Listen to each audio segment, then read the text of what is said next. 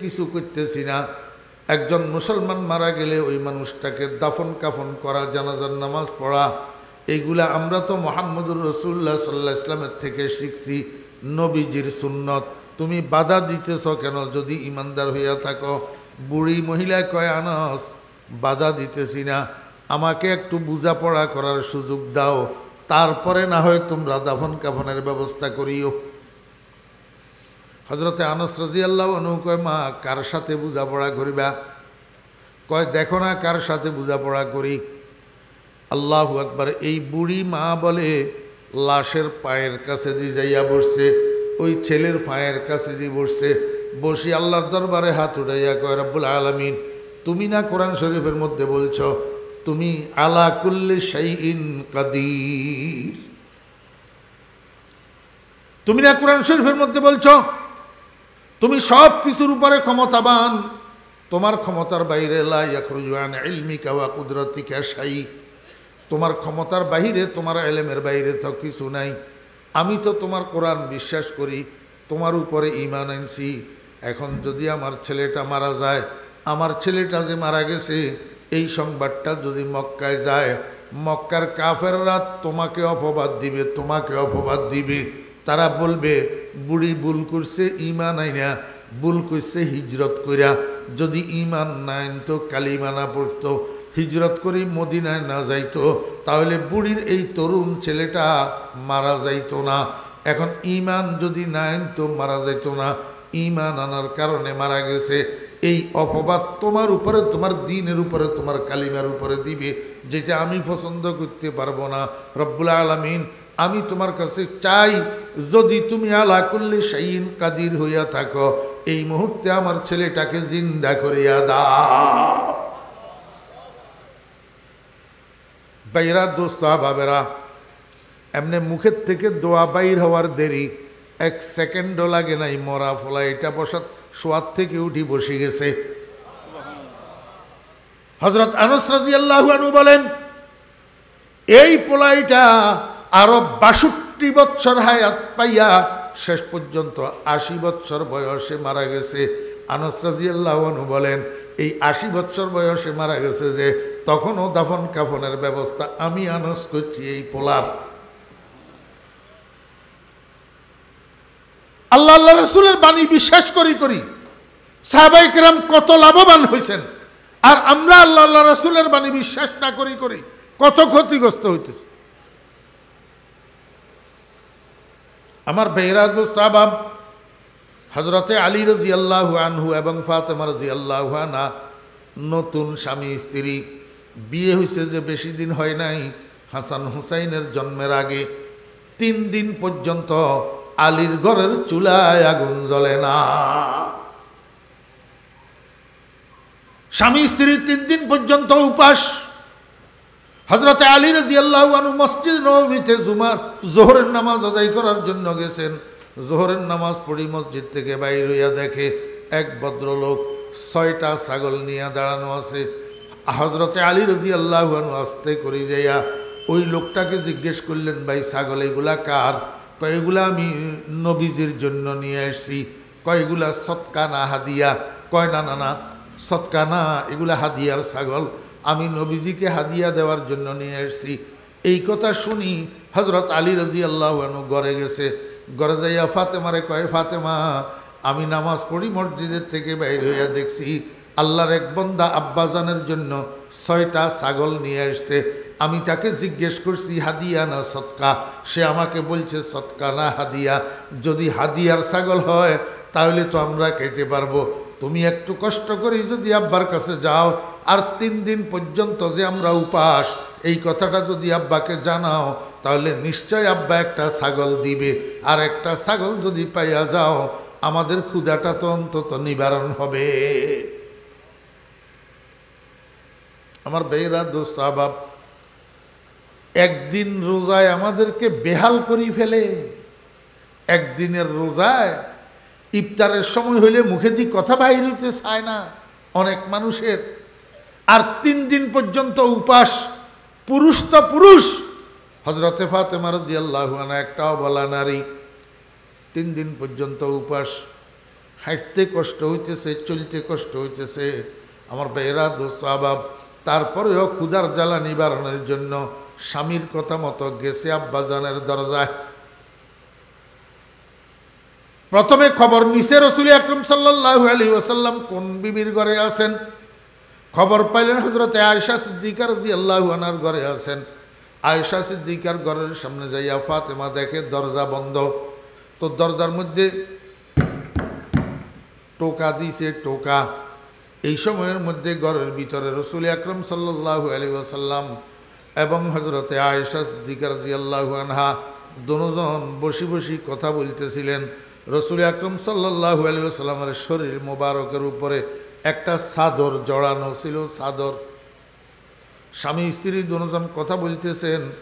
এই সময়ের মধ্যে আসরের পরে মাগরিবের আগে, আসরের পরে মাগরিবের আগে দরজায় পড়ছে টোকা। টোকা শোনার সাথে সাথে রাসূল আকরাম সাল্লাল্লাহু আলাইহি ওয়াসাল্লাম একদম ব্যতিব্যস্ত হইয়া লাফ দিয়া দাঁড়াই গেছে। লাফ দিয়া যে দাঁড়াইছে, রাসূল আকরাম সাল্লাল্লাহু আলাইহি ওয়াসাল্লামের চাদর মোবারকরা নিচে পড়ে গেছে মাটিতে। আম্মাজান আয়েশা সিদ্দিকা রাদিয়াল্লাহু আনহা কয়, ইয়া রাসূলুল্লাহ, এটা কি? আপনি কেন এত ব্যতিব্যস্ত হইলেন? যে আসছে সে নিজের প্রয়োজনে আসছে, নিজের কাজে আসছে, নিজের কাজ শেষ না করি তো যাবে না। আপনি এত ব্যতিব্যস্ত হইলেন কেন? চাদর মোবারকটা শরীর থেকে নিচে পড়ে গেল। রাসূল আকরাম সাল্লাল্লাহু আলাইহি ওয়াসাল্লাম পিছনের দিকে ফিরিয়া কয়, আয়েশা, তুমি তো বুঝলা না, দরজায় যে টোকা পড়ছে এই টোকার সাথে তোমরা পরিচিত না, কিন্তু আমি পরিচিত। জাননি এটা কার টোকা? এটা আমার কলিজার টুকরা ফাতেমার টোকা। বুলবুলে বাগে মদিনা কুররাতু আইনির রাসূল, বুলবুলে বাগে মদিনা কুররাতু আইনির রাসূল, ইয়ানি বিবি ফাতেমা খায়রুন নিসা কি ওয়াস্তে। আমার ভাইরা, দোস্ত আহবাব, আমরাও তো সন্তানদেরকে মহাব্বত করি। বেশির থেকে বেশি সন্তানের গলার আওয়াজ শুনলে আমরা বুঝি এটা আমার ছেলে, আমার মেয়ে। কিন্তু টোকা তো কেউ মুখস্থ রাখি না। সন্তানের টোকা দিলে দরজায় এটা আমার ছেলে, এই কথা তো আমরা কেউ বলতে পারবো না। রাসূল আকরাম সাল্লাল্লাহু আলাইহি ওয়াসাল্লাম ফাতেমাকে কি পরিমাণ মহাব্বত করতেন আর ভালোবাসতেন, ফাতেমার টোকা পর্যন্ত নবীজির মুখস্থ ছিল। রাসূল আকরাম সাল্লাল্লাহু আলাইহি ওয়াসাল্লাম আসছেন দরজায়, দরজা খুলে দিয়েছেন। হযরতে ফাতেমা রাদিয়াল্লাহু আনহা দরজার বাইরে দাঁড়ানো, নবীজি দরজার ভিতরে দাঁড়ানো। হযরতে ফাতেমা রাদিয়াল্লাহু আনহার অবস্থা কাহিল। 3 দিন পর্যন্ত উপাস, রীতিমতো শরীরের মধ্যে কম্পন, কথা বলতে কষ্ট হইতেছে। আল্লাহর হাবিব জনাবে মুহাম্মদুর রাসূলুল্লাহ সাল্লাল্লাহু আলাইহি ওয়াসাল্লাম দেখা মাত্র বুঝি ফেলতেছেন, ফাতেমা এই অবস্থা কেন তোমার? এটা তো অসময়, মাগরিবের নামাজের একটু আগে। নিশ্চয় কোনো অসুবিধা না হইলে তোমার এই সময় আসার কথা না। আর তোমাকে এমন মমুষ্য দেখাইতেছে কেন? কি হয়েছে তোমার? হযরতে ফাতেমা রাদিয়াল্লাহু আনহা চোখের পানি আর ধরে রাখতে পারে না। আব্বাজানের চেহারার দিকে তাকাইয়া চোখের পানি টপ টপ করে পড়া শুরু হয়েছে। আব্বা, আমি এবং আপনার মেয়ের জামাই আলী 3 দিন পর্যন্ত আমাদের চুলায় আগুন জ্বলে না। আমরা স্বামী স্ত্রী 3 দিন পর্যন্ত উপাস। এখন জোহরের নামাজ পড়ি, আলী ঘরে যাই আমাকে বলছে আপনার কাছে নাকি 6টা ছাগল আসছে, হাদিয়ার ছাগল। আলী আমাকে বলছে, ফাতেমা, সৎকা না হইলে তো আমরা খাইতে পারি, যাও না আব্বার কাছে, একটা ছাগল কোনো নিয়ে আসতে পারো কিনা? ক্ষুধার জ্বালা তো আর বরদাস্ত করতে পারি না।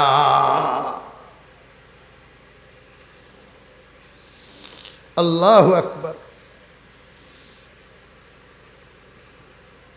আমরা হইলে কি করতাম তখন?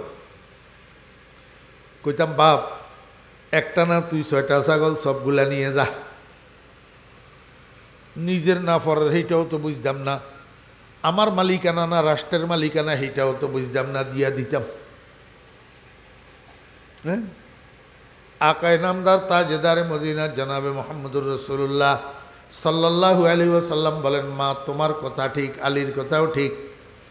আমার কাছে 6টা ছাগল আসছে, সবগুলা হাদিয়ার ছাগল, এবং এখনও আছে। এই ছাগল আমি বন্টন করি নাই, কাউকে দিই নাই। তোমাকে একটা ছাগল আমি দিলে দিতে পারি, কিন্তু আমাকে একটু বলো না এই একটা ছাগল খাইয়া এরপরে রিজিকের ব্যবস্থা কি হবে, আবার যদি উপাস থাকো তখন কি করিবা? তখন রাসূল আকরাম সাল্লাল্লাহু আলাইহি ওয়াসাল্লাম বলেন, ফাতেমা আমি তোমাকে একটা বুদ্ধি শিখাই দিই, এই বুদ্ধিটা কাজে লাগাও, মৃত্যু পর্যন্তর জন্য স্থায়ীভাবে রিজিকের ব্যবস্থা হয়ে যাবে, আর কোনো সময় উপবাসে কষ্ট পাইবা না। হযরতে ফাতেমা রাদিয়াল্লাহু আনহা কয়, আব্বাজান কি বুদ্ধি? কয় তুমি এখন ঘরে যাও, ঘরে যাইয়া স্বামী স্ত্রী দুজনে অজু করবা, অজু করি দুই রাকাত সালাতুল হাজত পড়িবা, স্বামী স্ত্রী দুজনে দুই রাকাত সালাতুল হাজত পড়ি এবার আল্লাহর দরবারে হাত উঠাইবা, হাত উঠাইয়া 5টা কালিমা উচ্চারণ করিবা, ইয়া আউয়ালাল আউয়ালিন, ইয়া আখিরাল আখিরিন, ইয়া যাল কুওয়াতিল মাতিন, ইয়া রাহিমাল মাসাকিন, ইয়া আরহামার রাহিমিন। থাকবে, মনে থাকবে, গোটার ডিম থাকবে। এখান থেকে উঠতে উঠতে বলে যাবেন, বলেন না আমার মুখে মুখে, ইয়া আউয়ালাল আউয়ালিন, ইয়া আখিরাল আখিরিন, ইয়া যাল কুওয়াতিল মাতিন, ইয়া রাহিমাল মাসাকিন, ইয়া আরহামার রাহিমিন। আমার মুসলমান ভাইয়েরা, সব কথাকে পণ্ডিতি মনে করবেন না। অনেক কথা ওলামায়ে কেরাম এমন বলে যেগুলার উপরে ওনাদের অভিজ্ঞতা থাকে, অভিজ্ঞতার আলোকে বলে। আল্লাহর হাবিব জনাব রাসূলুল্লাহ সাল্লাল্লাহু আলাইহি ওয়াসাল্লাম বলেন, ফাতেমা দুই রাকাত সালাতুল হাজত পড়ি আল্লাহর দরবারে দুইখানা হাত উঠাইয়া এই 5টা কালিমা পাঠ করিবা। মনে রাখবা এই 5টা কালিমার ভিতরে আল্লাহ পাক এমন ক্ষমতা দিয়া রাখছেন, এই 5টা কালিমায় আল্লাহর কাছ থেকে মানুষের চাহিদাটাকে টানিয়া আনি পূরণ করাই দিতে পারে। আল্লাহু আকবার। কয় স্বামী স্ত্রী দুজন মুনাজাত ধরে বলবা এই 5টা কালিমা, এই 5টা কালিমা পাঠ করার পরে আল্লাহর কাছে স্থায়ীভাবে রিজিকের জন্য দোয়া করবা। আল্লাহ পাক সেই দোয়ার ভিত্তিতে মৃত্যু পর্যন্তর জন্য স্থায়ীভাবে রিজিকের জিম্মাদার হয়ে যাবে, আর কোনোদিন উপাসে তোমাকে কষ্ট দিবে না। নবীজি বলেন, ফাতেমা তোমার এখতিয়ার এখন, কি নিবা আমার থেকে? ওই 5টা কালিমা নিবা না একটা ছাগল নিবা? যেইটা নিবা সেইটা পাইবা। ছাগল নিলে কালিমা পাইবা না, কালিমা নিলে ছাগল পাইবা না। একটু বুকে হাত দিয়া বলেন তো, আমরা হইলে কি কইতাম? কথা কয় না। আমরা হইলে কি কি কি কইতাম? কইতাম, আব্বা এ আমনের দোয়া দরুদ কালিমা তালিমা এগুন রাখেন, একটু আগে একটা ছাগল দেন। এখন যেরকম আমরা ওলামায়ে কেরামেরে কই, আরে হুজুর এ আপনার চান্দা মান্দা সোয়াব তোয়াব এগুলা রাখেন, আগে আমি কাস্টমার বিদায় করি, বলি না?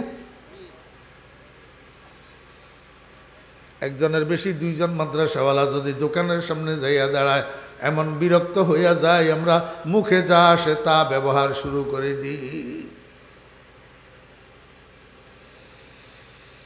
হযরতে ফাতেমা রাদিয়াল্লাহু আনহা বলেন, আব্বাজান আমার ছাগলের দরকার নাই, আমি 5টা কালিমা নিয়ে গেলাম,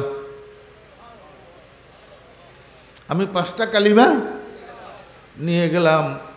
আমার বেহরা দোস্ত আবাব স্বামীর ঘরের থেকে বাপের ঘরে গেল, একটু ভিতরেও দেখলো না, একটু বসতেও কইল না।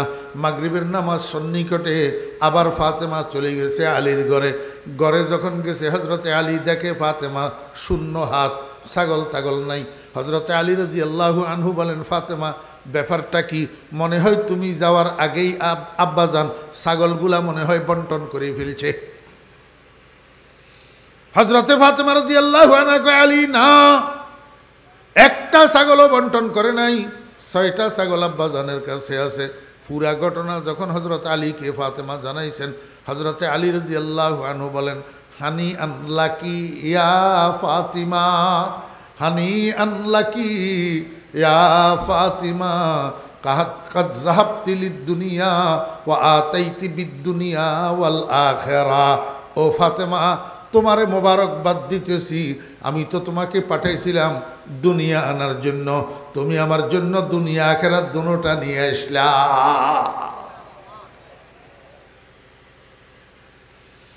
সাহাবায়ে কেরাম রাসূল আকরাম সাল্লাল্লাহু আলাইহি ওয়াসাল্লামের কথারে 100 বিশ্বাস করত। এই জন্য এরা সাহাবী হইছে, এই জন্য এরা কি হইছে? সাহাবী হইছে। আর এখনের সলিমউদ্দিন কলিমউদ্দিন ঠিক মতো পায়খানা করতে জানে না, ঠিক মতো পেশাব করতে জানে না, সাহাবায়ে কেরামের সমালোচনা করে। সলিমউদ্দিন কলিমউদ্দিন বউ লইয়া খোলা চেহারায় কক্সবাজারের সমুদ্র সৈকতে সৈকতে ঘুরে সাহাবায়ে কেরামের সমালোচনা করে।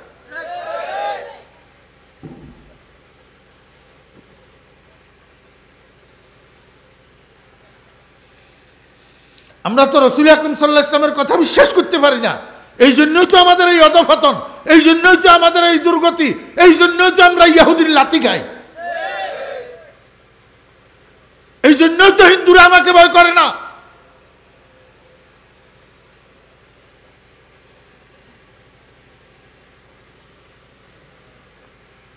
আল্লাহর হাবিব জনাব রাসূলুল্লাহ সাল্লাল্লাহু আলাইহি ওয়াসাল্লাম বলেন, হে দুনিয়ার মানুষেরা, তোমাদের মাথার উপরে ছায়া নিয়ে আসতেছে একটা বড় মাস, একটা বরকতপূর্ণ মাস।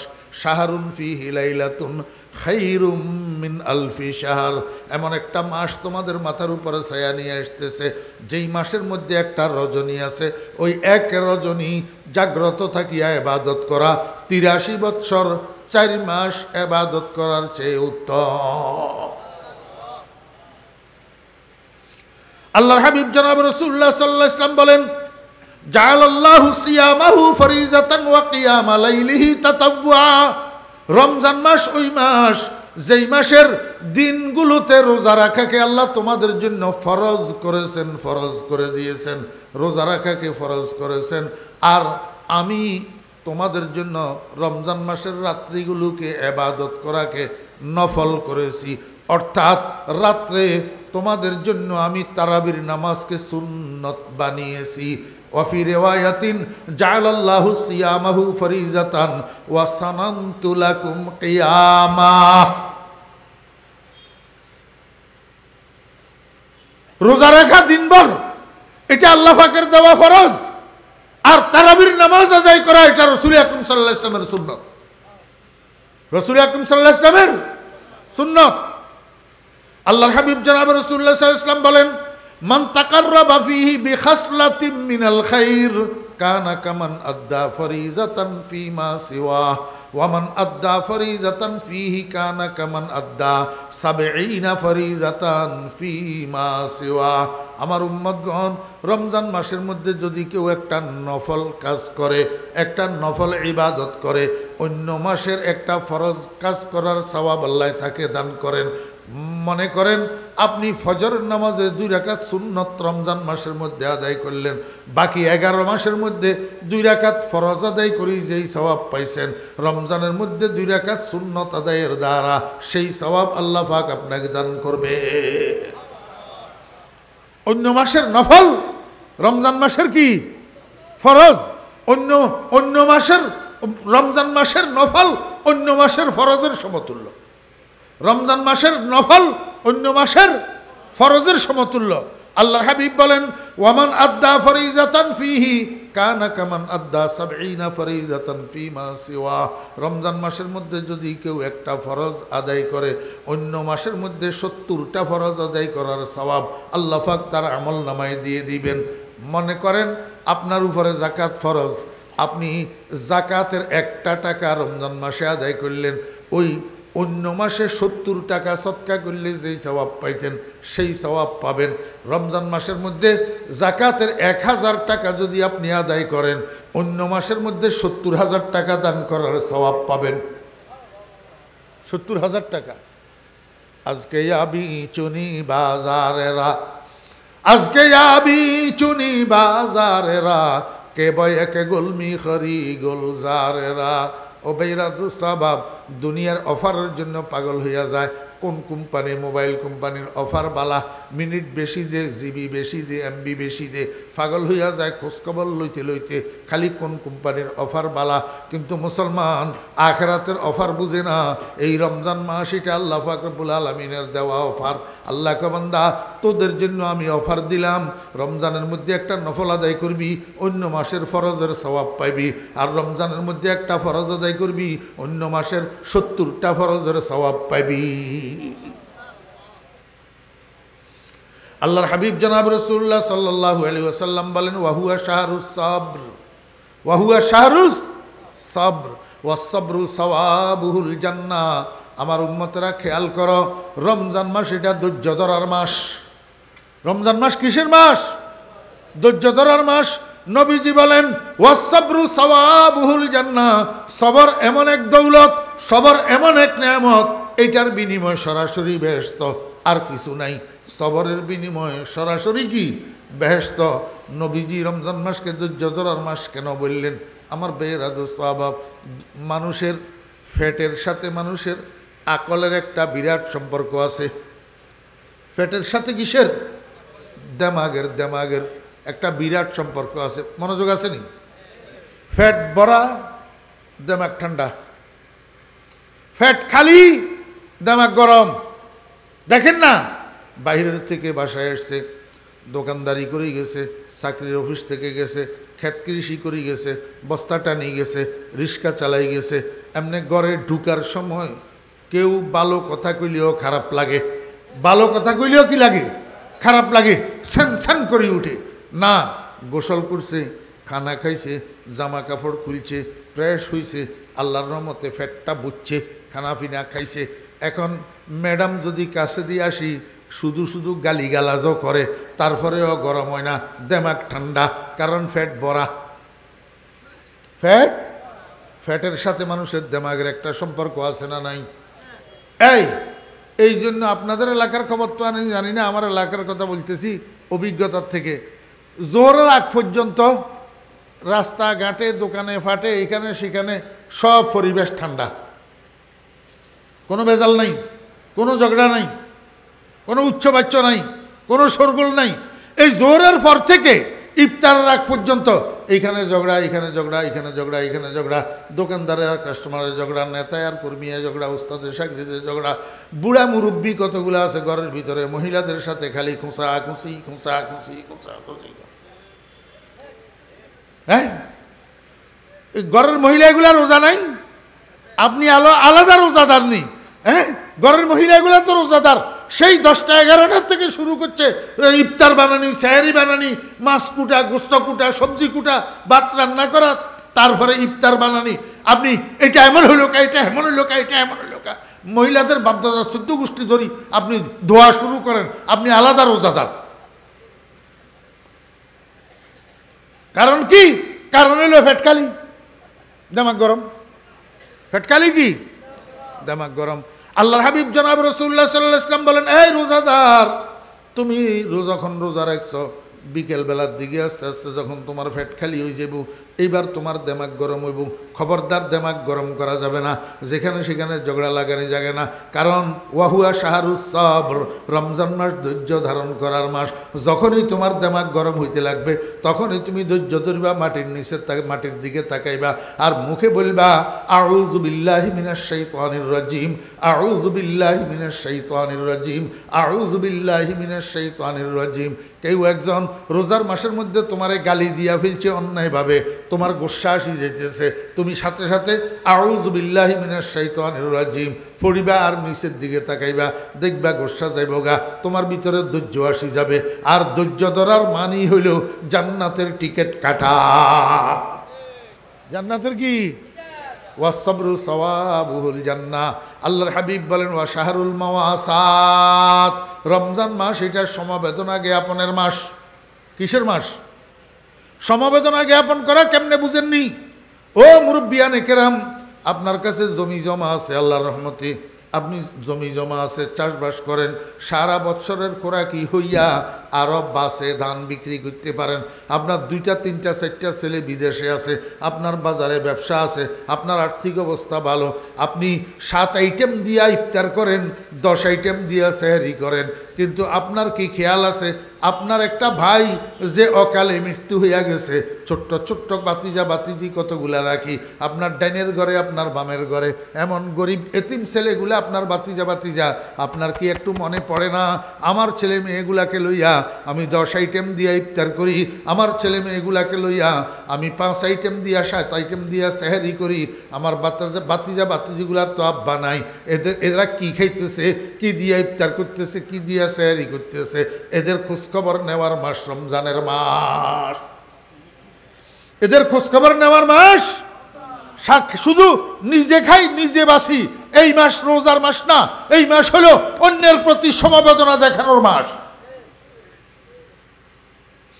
এই জন্য যাদেরকে আল্লাহ পাক তৌফিক দিছে, আমার ভাইরা দোস্ত আহবাব, আমি ঢাকায় আমার মসজিদেও এই বয়ান করি, প্রতি বছর আপনাদেরকেও বলতেছি, যাদেরকে আল্লাহ পাক তৌফিক দিছে রমজানের 1ম তারিখে 10টা পোটলা বানাইবেন। পোটলা, একটা মুদি দোকানে যাবেন, মুদি দোকানে যাইয়া অর্ডার দিবেন 10টা পোটলার অর্ডার, এক পোটলার মধ্যে 5 কেজি চাউল, 2 কেজি গোলালু, 1 কেজি মশারির ডাউল, আল্লাহু আকবার, 1 কেজি সোলার ডাউল, আর 1 কেজি খেসারির ডাউল, 1 কেজি সয়াবিন তেল, 1 কেজি চিনি, 1 কেজি খেজুর, একটা শরবতের পাউডারের পোটলা, শরবতের পাউডারের প্যাকেট, এই কতগুলা জরুরি খাদ্য সরঞ্জাম দিয়া একটা পোটলা বানাইবেন।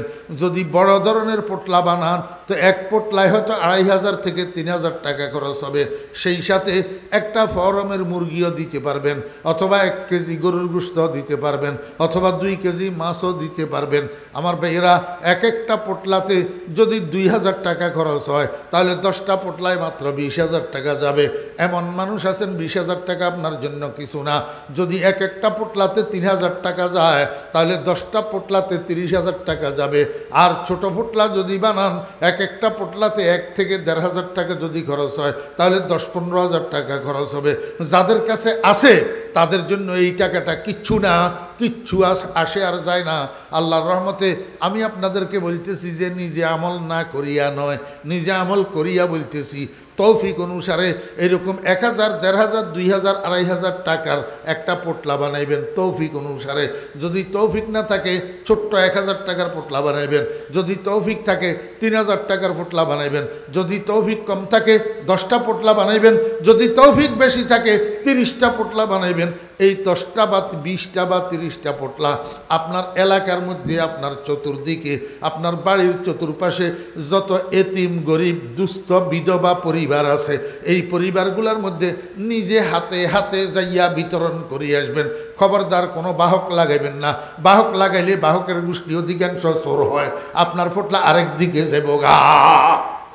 জন্য সবজি নিয়ে আসছে গ্রাম থেকে এক চাষা, হ্যাঁ, আমি তার জন্য কয়টা টাকা দিলাম দারোয়ানের কাছে? 20টা টাকা দিলাম।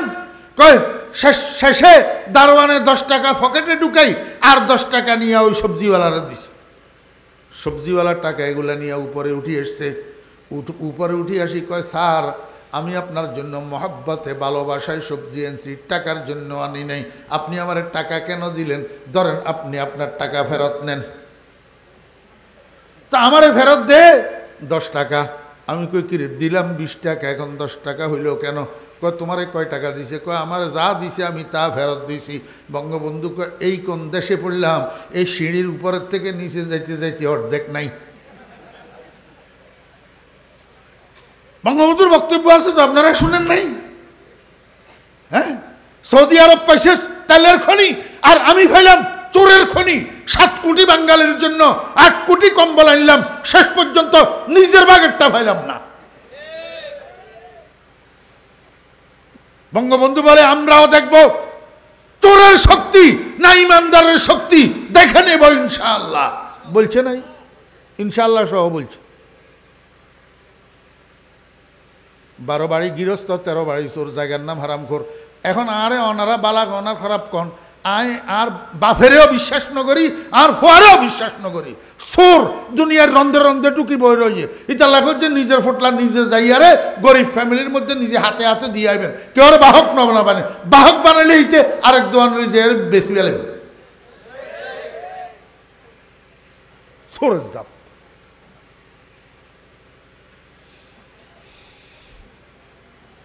শাহরুল মুওয়াসাত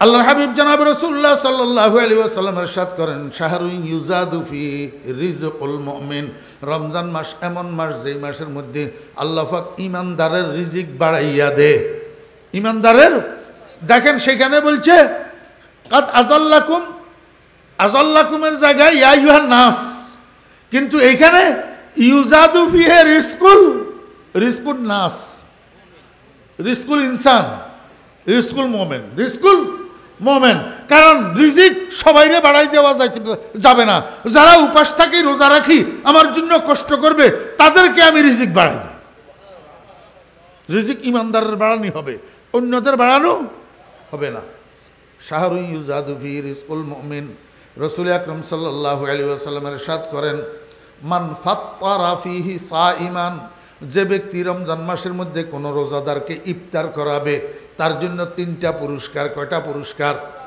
কোনো রোজাদারকে যদি কেউ ইফতার করায় তার জন্য 3টা পুরস্কার 1 নম্বর কানা লাহু মাগফিরাতুল লিযুনুবিহি 1 নম্বরে পিছনের যত গুনাহ আছে সব মাফ করে দিবে একজন রোজাদারকে ইফতার করানোর বিনিময়ে পিছনের সব গুনাহ কি করে দিবে মাফ করে দিবে ওয়া কানা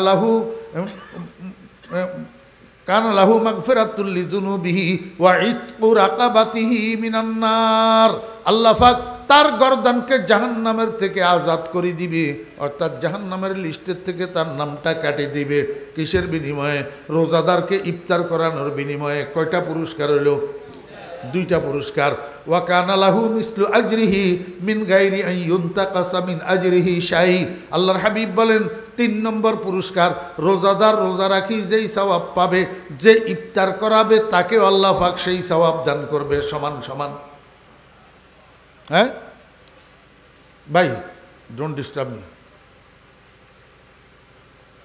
কথা বুঝছেন 3 নম্বর পুরস্কার কি যে রোজা রাখবে সেই যেই সওয়াব পাবে যে ইফতার করাবে তাকেও সেই সওয়াব দেওয়া হবে বরাবর সরাবর মিন গায়রি আন ইউনতাকাসা মিনহু শাই এর যে দিবে ইফতার যে করাবে তাকে যে দিবে সেই কারণে রোজাদারের সওয়াবের মধ্যে কোনো কমানো হবে কিনা নবীজি বলেন না রোজাদারের সওয়াবের মধ্যে একটুও কমানো হবে না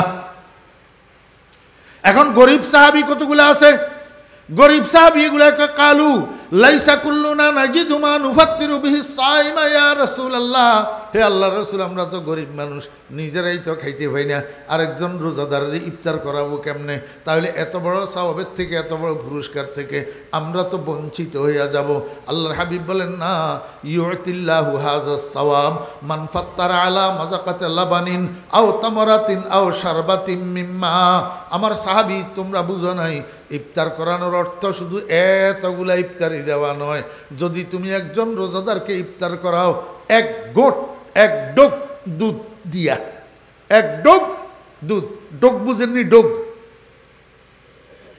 এমনি করে গিলে যে এই একবার গিলারে আমরা নোয়াখালীর ভাষায় এক ডোক কয় ওনারা চট্টগ্রাম কি হয় ডোক না তাহলে তো কথা বরাবর এক ডোক দুধ যদি কেউ ইফতার করেন একজন রোজাদারের দিয়া ইফতার করায় এক ডোক দুধ দিয়া আল্লাহ পাক তাকে ওই সওয়াব দান করবেন অথবা একটা খেজুরের সিরা টুকরা খেজুর একটাকে 4 ভাগ করি 1 ভাগ 1 টুকরা খেজুর একজন রোজাদারের হাতে ইফতারের সময় আপনি দিয়া বললেন ভাই আমি গরিব মানুষ একটা পরিপূর্ণ খেজুর আস্তা খেজুর দেওয়ার আমার কাছে তৌফিক নাই আমি একটা খেজুরের 4 টুকরা করি 4 জনকে ইফতারের জন্য দিতেছি আপনিও 1 টুকরা নেন আমার এই খেজুরের টুকরা দিয়ে ইফতার করিয়েন আল্লাহর হাবিব জনাব রাসূলুল্লাহ সাল্লাল্লাহু আলাইহি ওয়াসাল্লাম বলেন এই মানুষটাকে আল্লাহ পাক 3টা পুরস্কার দিবে আও শারবাতিম মিম্মা রাসূল আকরাম সাল্লাল্লাহু আলাইহি ওয়াসাল্লাম বলেন তোমার কাছে 1 ডোক দুধও নাই 1 টুকরা খেজুরও নাই তুমি কি করবা তুমি কেমনে পাইবা কয় তুমি একটা খালি গ্লাস লইয়া টিউবওয়েলের কাছে যাইবা টিউবওয়েলের থেকে খালি গ্লাস এটারে ভর্তি করিবা, এই সাদা এক গ্লাস পানি লইয়া ইফতারের সময় একজন রোজাদারের সামনে যাইবা, যাইয়া বলবা ভাই আমি গরিব মানুষ, আপনারা ইফতার করানোর তো আমার সামর্থ্য নাই, আমি এক গ্লাস সাদা পানি নিয়ে আসছি, আপনি ইফতারের সময় আমার এই পানিটা একটু মেহরবানি করি পান করি, এই পানিটা দিয়া ইফতার করেন। খোদার কসম রাসূল আকরাম সাল্লাল্লাহু আলাইহি ওয়াসাল্লাম বলেন ইউতিল্লাহু হাযা সওয়াব, এই মানুষটারে আল্লাহ পাক ওই 3টা পুরস্কার বরাবর দান করবে। قال رسول الله صلى الله عليه وسلم, আল্লাহর হাবিব জনাব রাসূলুল্লাহ সাল্লাল্লাহু আলাইহি ওয়াসাল্লাম ইরশাদ করেন মান আশবা সাইমান, এটা তো গেল ইফতারের কথা, এটা তো গেল কি ইফতারের কথা। এবার বলতেছেন রাসূল আকরাম সাল্লাল্লাহু আলাইহি ওয়াসাল্লাম মান আশবা সাইমান, যদি কোনো ব্যক্তি একজন রোজাদারকে এক বেলা পেট ভরাইয়া তৃপ্ত কইরা খানা খাওয়ায়, তৃপ্ত কইরা কি খানা খাওয়ায়, ইফতারের দাওয়াতও দিলেন, খানার দাওয়াতও দিলেন, একটা গরিবেরে, একটা এতিমেরে, একটা দুস্থ মহিলারে ইফতারের সময়ের জন্য আপনার ঘরে দাওয়াত দিলেন, ইফতারও করাইলেন, খানাও খাওয়াইলেন, ইফতার করানোর বদৌলত 3টা পুরস্কার পাইলেন। এখন খানা খাওয়ানোর বদৌলতে কি পাইবেন? আল্লাহর হাবিব বলেন মান আশবা সাইমান, যে ব্যক্তি একজন রোজাদারকে পেট ভরাইয়া এক বেলা খানা খাওয়াবে, সাকাহুল্লাহু মিন হাউজি শারবাতান, আমার হাউজে কাউসার থেকে কিয়ামতের ময়দানে আল্লাহ পাক তাকে এক ডুক পানি পান করাইয়া দিবে। এক ডুক কি করে দিবে? পানি পান করাইয়া দিবে। 7 সূর্যের তাপের মধ্যে তামার জমিন বিভীষিকাময় গরম, ফায়ের তালুতে গরম লাগিয়া মাথার মগজগুলা উতলাইতে উতলাইতে টপ টপ টপ টপ করে ফোঁটা ফোঁটা নাকে দিয়া পড়বে। অসম্ভব গরম, যেই গরম বরদাস্ত করার মতো ক্ষমতা মানুষের নাই। এই সময়ের মধ্যে আল্লাহ পাক রব্বুল আলামিন হাউজে কাউসার থেকে এক ডুক পানি পান করাইয়া দিবেন। আল্লাহর হাবিব বলেন লা ইয়াজমাউ হাত্তা ইয়াদখুলাল জান্নাহ, যতক্ষণ বেহেশতে না যাবে ততক্ষণ পর্যন্ত তার আর পিপাসা হবে না। শারহিনে হাদিসগণ এই হাদিসের ব্যাখ্যার মধ্যে লিখতেছেন, আমার ভাইরা মুফতি শফি সাহেব রহমতুল্লাহ আলাইহি লিখছেন, মুফতি শফি সাহেব রহমতুল্লাহ আলাইহি, অন্যান্যরা তো লিখতেছেন কই এই হাদিসের কেনায়াতুন নসে দালালাত, কেনায়াতুন নসে দালালাত করে যে একজন রোজাদার রে সহি নিয়তে যদি কেউ খানা খাওয়ায় আল্লাহকে রাজি করার উদ্দেশ্যে, এটা তার বেহেশতে যাওয়ার জন্য জামিন হয়ে যায়। বেহেশতে যাওয়ার জন্য কি হয়ে যায়? জামিন হয়ে যায়। কারণ সাদিকুল মসদুকের জবান থেকে বাইর হইছে, রহমতুল্লিল আলামিনের জবান থেকে বাইর হইছে লা ইয়াজমাউ হাত্তা ইয়াদখুলাল জান্নাহ। তাহলে বোঝা যায় দখুলে জান্নাত কনফার্ম যদি না হতো নবীজি হাত্তা ইয়াদখুলাল জান্নাহ বলতেন না। দখুলে জান্নাত কনফার্ম। আমার ভাইরা তো স্বভাব কিপটামি করিয়েন না, কিপটামি করিয়েন না।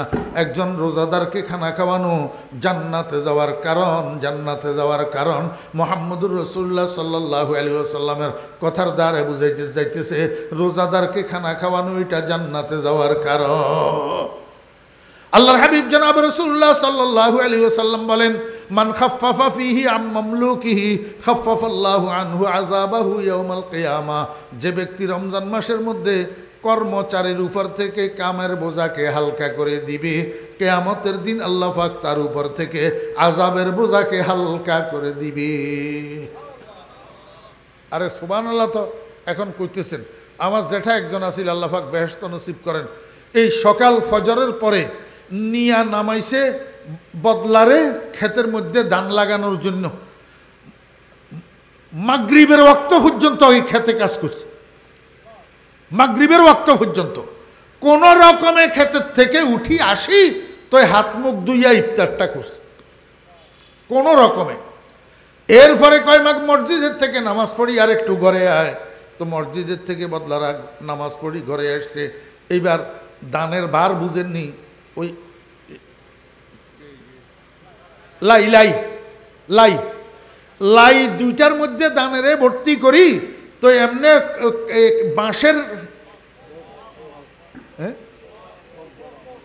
আমরা দেশে বাঁক কয়, বাঁক বাঁশের বাঁক, বাঁকের দুই মাথাতে লাই দুইটা দান ভর্তি দিয়া কান্দে করি লই যায়, এটারে দানের বার কয়, দানের বার। তো তখনের জমানাতে এরকম বাড়িতে বাড়িতে দান ভাঙ্গার মেশিন যাইতো না, ও বাজারে একটা দান ভাঙ্গার মেশিন, সেখানে মানুষ বারে বারে নিয়ে দান ভাঙ্গায় নিয়ে যেত। আমার যে ইয়ায় মাগরিবের সময় তো সারি দিল ক্ষেতের থেকে বদলা মাগরিবের সময় কোনো রকমে হাত মুখ ধুইয়া ইফতারটা করছে। এবার কয় মসজিদের থেকে নামাজ পড়ি আবার ঘরে আয়, মসজিদের থেকে নামাজ পড়ি আবার ঘরে আসছে। কয় বাবারে কষ্ট তো অনেক করছত, এবার জিরাইতে জিরাইতে একবার ধান নিয়ে যা, আবার জিরাইতে জিরাইতে নিয়ে আসবি। জিরানি বুঝেননি? হ্যাঁ, নোয়াখাইলা ভাষা তো জিরানি বুঝেননি? জিরানি, জিরানি মানি কাজের ফাঁকে ফাঁকে একটু বিশ্রাম করা, কাজের ফাঁকে ফাঁকে একটু কি করা, বিশ্রাম করা, আরাম করা, এটারে আমরা দেশে জিরানি কয়। তা আমার যে ইয়াই বদলারে কইতেছে, কয় জিরাইতে জিরাইতে একবার দান নিয়ে যা, দানের ভার কাঁধে লইয়া হাঁটা, এটা বলে জিরানি বলে, এটা বলে বিশ্রাম বলে। কয় বিশ্রাম করতে করতে একবার দান নিয়ে যা, তাও আবার রোজার দিন, তাও আবার কি। এবারে মানুষের দিল, মানুষের অন্তর কত কঠিন হইলে একজন রোজাদারের উপরে এমন জুলুম করতে পারে। আল্লাহর হাবিব জনাব রাসূলুল্লাহ সাল্লাল্লাহু আলাইহি ওয়াসাল্লাম কে উম্মত, প্রতিদিনকার নিয়ম যদি তোমার এমন হয় 5টা পর্যন্ত কর্মচারীরা তোমার কাজ করবে, রমজান মাসে 3টা বাজে সারি দিবি, 3টা বাজে কর্মচারীরে সারি দিবি, 2 ঘন্টা কর্মচারীরে আরাম করতে দিবি রোজার কারণে, যে তুই কর্মচারীর উপর থেকে কাজের বোঝা হালকা করে দিলি, কিয়ামতের ময়দানে আল্লাহ পাক তোর উপর থেকে আযাবের বোঝা হালকা করে দিবে। মান খাফফাফা ফীহি আম মামলুকিহি খাফফাল্লাহু আনহু আযাবাহু ইয়াউমাল কিয়ামা। আল্লাহর হাবিব বলেন, ওয়া হুয়া শাহরুন আউয়ালুহু রাহমাতুন ওয়া আওসাতুহু মাগফিরাতুন ওয়া আখিরুহু ইতকুম মিনান নার। রমজানের মাসটা 3টা ভাগ, প্রথম ভাগ আল্লাহ পাকের রহমতের ভাগ, প্রথম ভাগ আল্লাহ পাকের রহমতের ভাগ। এই জন্য প্রথম ভাগের মধ্যে আমরা বেশি বেশি করে আল্লাহর কাছে রহমত প্রার্থনা করব। দ্বিতীয় ভাগ মাগফিরাতের ভাগ, এই জন্য দ্বিতীয় ভাগে বেশি বেশি আল্লাহর কাছে গুনাহ মাপ চাইব।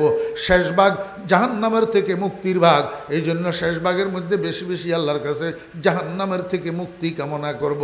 রমজান মাসের শেষ ভাগের মধ্যে যেই কোনো বেজোড় রাত্রে সবে কদর হইতে পারে, এই জন্য 20 তারিখের দিবাগত রাত, 22 তারিখের দিবাগত রাত, 24 তারিখের দিবাগত রাত, 26 তারিখের দিবাগত রাত, 28 তারিখের দিবাগত রাত, এই রাতগুলার যেই কোনোটা সবে কদর হইতে পারে। এই জন্য প্রত্যেক এই দিবাগত রাত্রে বেজোড় রাত্র অর্থাৎ জোড়া দিবসের দিবাগত রাত্রি, 20 তারিখের দিনগত রাত এটা 21 তারিখের রাত, 22 তারিখের দিনগত রাত এটা 23 তারিখের রাত। এইভাবে বেজোড় রাত্রিগুলোতে কিছু কিছু হইলেও নফল নামাজ 2-4 রাকাত পড়িবেন, কিছু কিছু হইলেও জিকির আজকার করিবেন, অল্প অল্প হইলেও আল্লাহর কাছে দোয়া মুনাজাত কান্নাকাটি করিবেন। কারণ বলা তো যায় না কোন রাতটা সবে কদর হইয়া যায়। প্রত্যেক বেজোড় রাত্রে কিছু কিছু হইলেও আমল যদি থাকে, সেই রাতটা যদি সবে কদর হইয়া যায়, তাহলে আমি সবে কদর প্রাপ্ত হইয়া যাব। আর এক সবে কদর প্রাপ্ত হওয়া মানে 83 বৎসর 4 মাস কবুল হওয়া ইবাদতের সওয়াবের মালিক হইয়া যাওয়া। যারা পারেন রমজানের শেষ 10 দিন বাড়িঘর সারি মসজিদে যাইয়া এতেকাফ করার চেষ্টা করবেন। এতেকাফ করলে মানে তাকাফাল আশরাল আওয়াখির আমির রমাদান গুফির লাহু মা তাকদ্দামা মিন যামবিহি। আল্লাহর হাবিব বলেন, যে ব্যক্তি রমজানের শেষ 10 দিন এতেকাফ করে, আল্লাহ পাক তার জীবনের অতীতের সমস্ত গুনাহগুলা মাফ করে দেন। বিশেষ করে এতেকাফে থাকলে সবে কদরটা তালাশ করতে সুবিধা। আল্লাহ পাক আমাদেরকে তৌফিক দান করেন। ওয়া আখিরু দাওয়ানা আনিল হামদুলিল্লাহি রাব্বিল আলামিন ওয়া সাল্লাল্লাহু তাআলা আলা খাইরি খালকিহি মুহাম্মাদিন ওয়া আলিহি ওয়া সাহবিহি আজমাইন।